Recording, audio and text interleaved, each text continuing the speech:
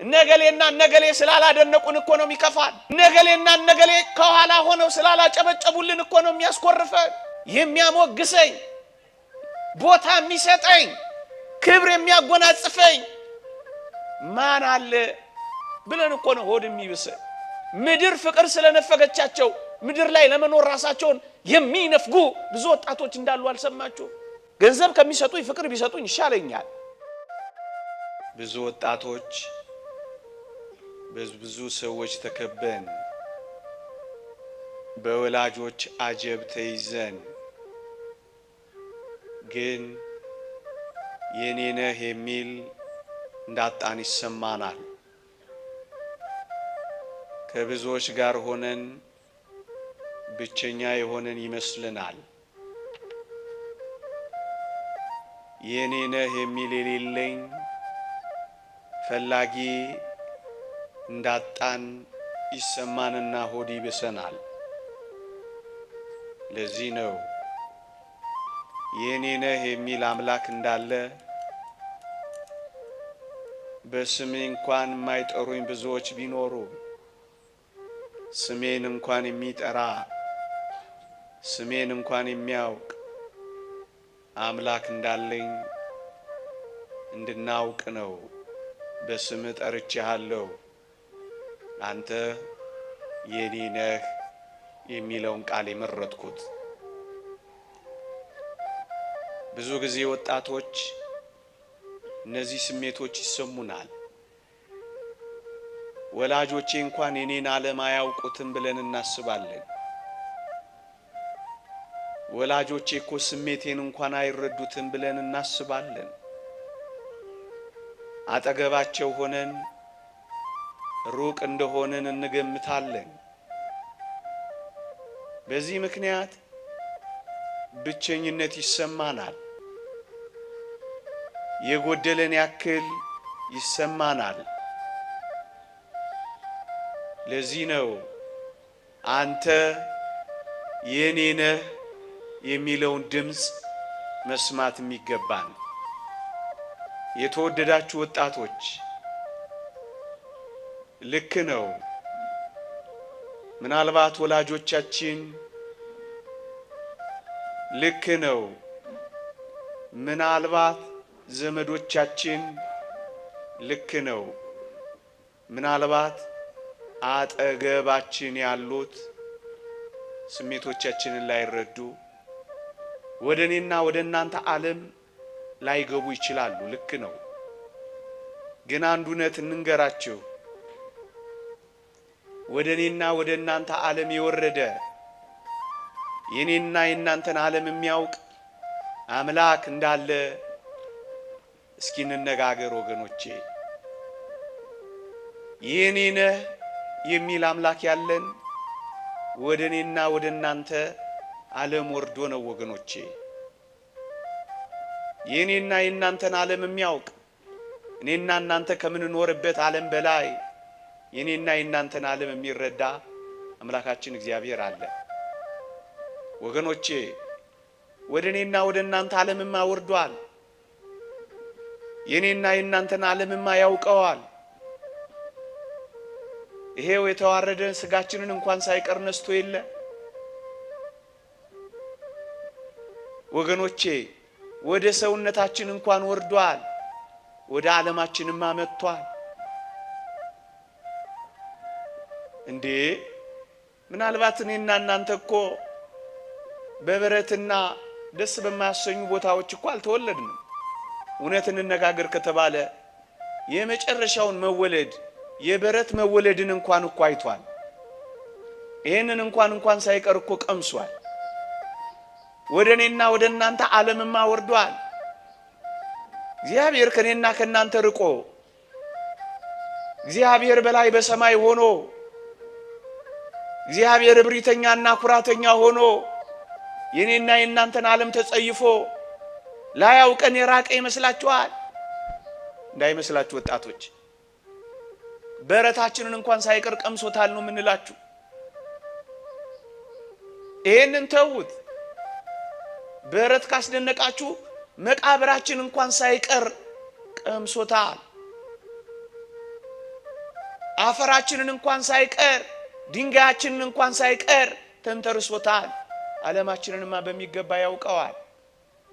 ኑሯችንንማ ቀምሶታል።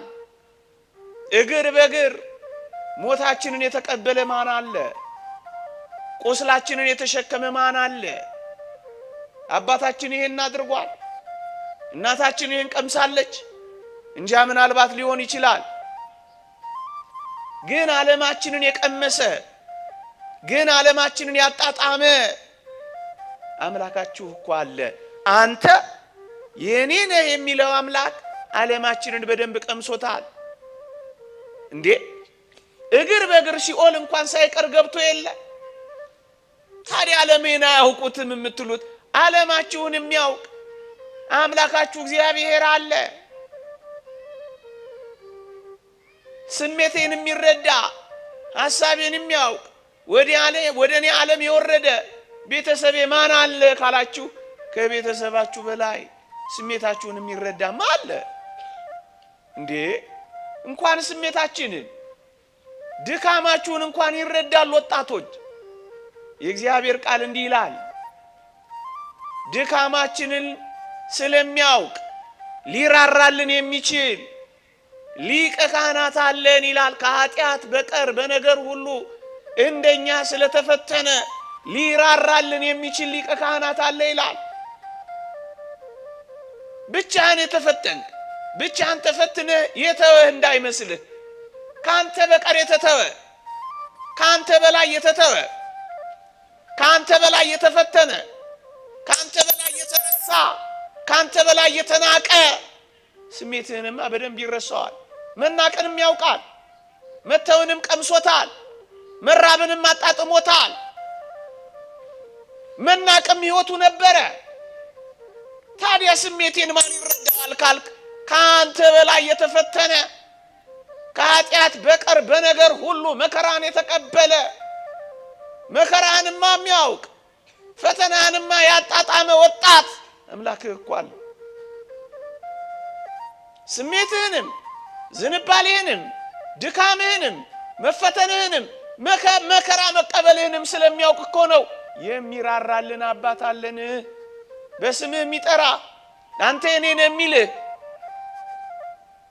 የሚራራልን አምላክ እኮ አለ። ለምንድን ነው ብቸኛ እንደሆን የሚሰማን ወገኖቼ? እንዴ አንዳንድ ወጣቶች ተሰጦቼ፣ ክህሎቶቼ፣ አቅሞቼ፣ ማንነቴን የሚያደንቅልኝ የሚያወድሰኝ የሚያሞግሰኝ ቦታ የሚሰጠኝ ክብር የሚያጎናጽፈኝ ማን አለ ብለን እኮ ነው ሆድ የሚብሰን። እነገሌና እነገሌ ስላላደነቁን እኮ ነው የሚከፋን። እነገሌና እነገሌ ከኋላ ሆነው ስላላጨበጨቡልን እኮ ነው የሚያስኮርፈን። የዓለም ሙገሳ እኮ ስለቀረብን ነው የተንኳሰስነው። ግን ወገኖቼ ተሰጦቻችንን ክህሎቶቻችንን ማንነታችንን ያደነቀልን አምላክ እንዳለን አታውቁ? አንተ ወጣት ሆይ እንዳንተ ያለ ግሩምና ድንቅ ሆኖ የተፈጠረ በዚህ ምድር ላይ ማን አለ? እግዚአብሔር በእጆቹ የፈጠረው አንተን አይደለ? እግዚአብሔር በአፉ እስትንፋስ እፍ ያለበት ከመላእክት ወገን ማን አለ? የአፉን እስትንፋስ ያገኘ በእጆቹ የተጨበጠ ደግሞ እስከዚህ በላይ በእጆቹ ጨብጦ ብቻ መፍጠር አይደለም፣ በእጆቹ ችንካር ተክሎ ያስጌጠ ካንተ በቀር ማን አለ? ለዚህ እኮ ነው ግሩምና ድንቆኝ ተፈጥሬያለሁና አመሰግናለሁ ሲል የዘመረው። ለሰው ያላደረገው ምን አለ? እግዚአብሔርን እንደ ሰው የደፈረው የለም፣ እግዚአብሔርም እንደ ሰው ያከበረው የለም። እንዳንተ የከበረ ፍጥረት እስኪ ምድር ላይ ፈልግና እይ። ስትፈጠር መላእክት ያሸበሸቡልህ ይፈጠር ተብሎ የተዘመረልህ እንዳንተ ያለ ማን አለ? ክብርህንም አወቀው። ይህ ሰው ምንድነው እንዲህ ተሆንለት ዘንድ ሰው ምንድነው ተብሎ ፍጥረትን ያስደነቀው? እንዳንተ ያለ ማን ነው? እንዳንተ የተፈጠረ እንዳንተ የተከበረ እግዚአብሔር ከሰማይ የወረደው ለእንስሳት ይመስልሃል? እግዚአብሔር ወደ መቃብር የገባው ለእጽዋት ይመስልሃል? ለሉሲፈር ለዲያብሎስ እንዲሆኑ አለን? መንጦላይቱን ለሚይዝ አዜ መንጦላይት ለተባለ ለሳጥናኤል ይሄን አድርጓልን? አላደረገም። ምክንያቱም አንተ የከበርክነ አየ ምድር ተሰጦች ምድር ክህሎቶች ምድር ማንነት ባታጨበጭብልህ ብዙ እንዳይደንቅ የበታችነት እንዳይሰማ ብዙ ወጣቶች በበታችነትም በብቸኝነትም ነው ራሳቸውን እየጎዱ ያሉት። ብቸኝነት እንዳይሰማ አንተ እኔ ነህ የሚልህ ዓለምን የቀመሳለ ስሜቴን የሚረዳ መፈተኔን የሚያውቅ የለም እንዳትል ካንተ በላይ የተፈተነ ካንተ በላይ የተገፈተረ ካንተ በላይ የተተወ ካንተ በላይ የተባረረ ካንተ በላይ የተናቀ አለልህ። መፈተንን ስለቀመሰ ሊራራልን የሚችል አምላክ አለ። ወጣቶች ሆይ ይሄ አምላክ ነው አንተ የኔ ነህ የሚል አንተን ከፍ ያደርግ ዘንድ እሱ ዝቅ ስላለ ከፍታን ተመልከተው እንጂ ከፍታን በዓለም ማዋረድ ለምን እየለካው የበታች እንደሆን ታስባለህ? ለምንድነው? ምናልባት ውብ ስላልሆንሽ ምናልባት ኪስ ስላልሞላ ከጓደኞች ያነስ ምናልባት ቪላ ቤት ውስጥ ስላልኖርክ በጣም ብቸኛ በጣም ምስኪንና ጎስቋላ እንደሆንክ የምታስበው ለምንድነው? አየህ አንተ በእግዚአብሔር እጆች ውስጥ ያለህ ነህ።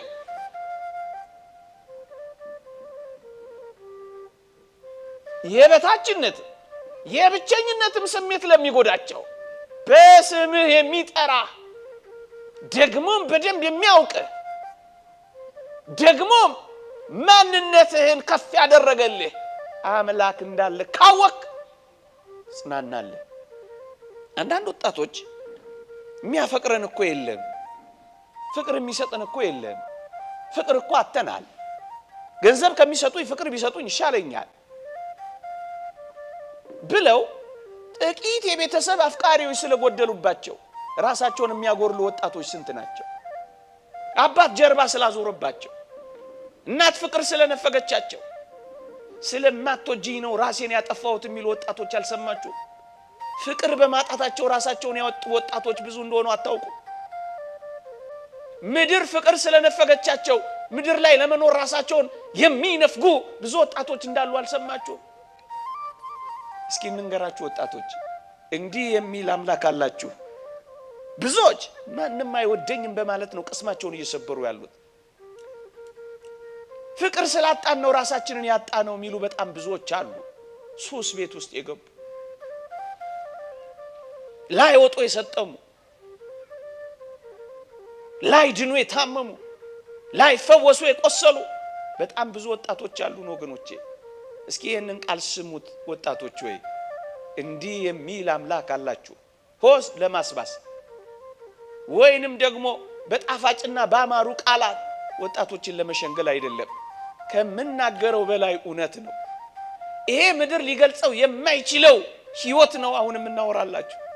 እንዲህ ይላል እግዚአብሔር ቃል በዘላለም ፍቅር ወድጄሻለሁ ሲል ስም ይወቴ በዘላለም ፍቅር እወድሃለሁ የሚለውን አምላክ ስሙት በሞቴ። የዚህን ዓለም ፍቅር በማጣት ብዙዎች ራሳቸውን ሲያጡ ይሄንን ድምጽ እናሰማቸው። የሚያፈቅራችሁ አምላክ አለ እሱ በስም ጠርቻለሁ እሱ አንተ የኔ ነህ የሚል አፍቃሪ አምላክ አላችሁ እንበላቸው። በጣም ምስኪን ሰው ሰጥቶ የሚያልቅበት መጽቶ የሚጎልበት የሰው ፍቅር ስለጎደለባቸው ራሳቸውን ከሚያጎርሉ ይልቅ ባለጸጋ አፍቃሪ እንዳላቸው እንንገራቸው።